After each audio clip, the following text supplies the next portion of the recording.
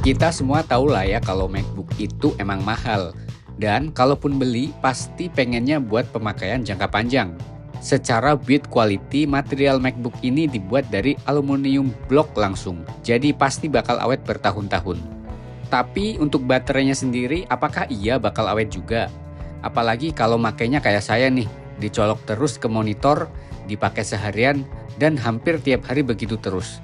Nah, di video kali ini kita akan bahas gimana caranya menyelamatkan baterai MacBook kalian dengan menggunakan aplikasi charging limiter. Jadi langsung aja kita bahas.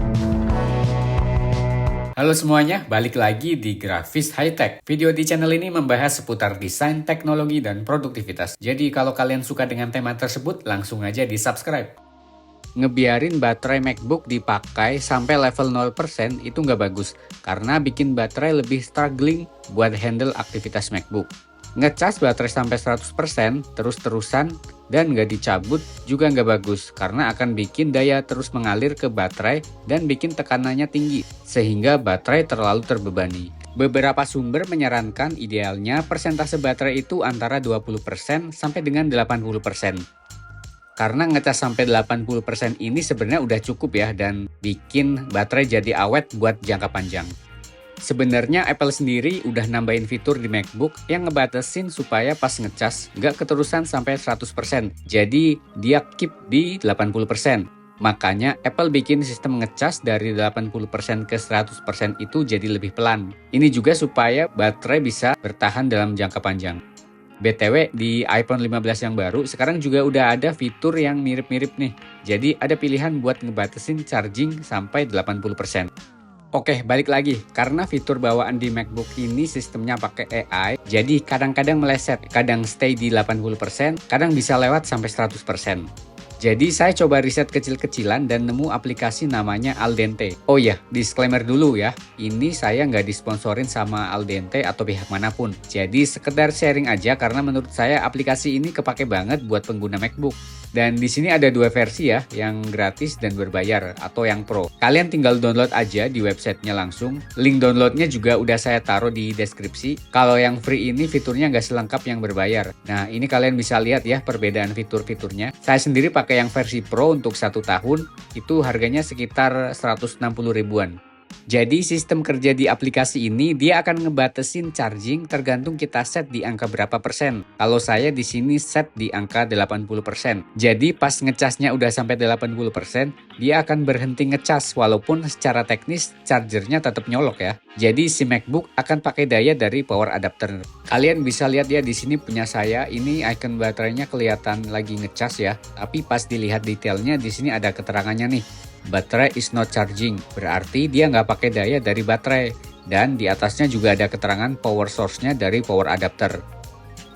Nah kalau buat saya ini sih kepake banget ya, apalagi kalau lagi di rumah, pasti saya sambungin MacBook ke monitor pakai USB-C yang sekaligus ngecas si MacBook-nya. Jadi kalau pakai aplikasi Aldente ini walaupun nyolok terus, dia akan tetap aman karena baterainya akan stay di 80%. Dan saya juga jadi tenang pastinya. Untuk yang free version, dia cuma dapat 2 fitur aja nih, charger limit sama discharge. Nah, karena saya pakai versi yang pro alias berbayar, saya juga dapetin beberapa fitur tambahan lainnya. Misalnya heat protection. Jadi kalau suhu MacBook panas, entah karena faktor ruangan atau lainnya, aplikasinya akan langsung stop proses ngecasnya. Terus ada juga fitur top up. Jadi kalau misalnya saya mau bawa keluar MacBooknya, pasti saya biasanya fullin dulu nih baterainya sampai 100%. Supaya nanti pas di luar baterainya nggak cepat habis. Untuk aplikasinya sendiri pas dibuka tampilannya seperti ini ya. Di menu general, di sini saya aktifin otomatis update-nya sama launch at login. Jadi pas MacBook-nya nyala, aplikasinya juga otomatis running. Terus di menu charge saya aktifin 3 fitur ini. Stop charging when sleeping, stop charging when up closed, sama automatic discharge. Nah, itu tadi beberapa fitur pro yang saya suka. Sebenarnya masih banyak lagi sih fitur dan pengaturan lainnya. Atau kalau mau lebih jelas bisa baca-baca juga penjelasan di websitenya langsung. Di sana dijelasin secara lengkap beserta contoh-contoh skenario pemakaiannya. So far sih pemakaian saya selama hampir 1 tahun ini aman-aman aja ya. artinya nggak ada masalah atau gangguan secara hardware ataupun sistem. Terus pas saya cek cycle count-nya juga masih sedikit ya. Secara kalau pakai aplikasi ini kan saya jadi nggak begitu sering colok cabut chargernya. Tapi ya sesekali saya pakai dengan mode normal, artinya nggak colok ke monitor. Ini supaya nature atau sifat alami dari sebuah baterai itu sendiri kan memberikan power ke laptop ya. Jadi itu akan tetap terjaga.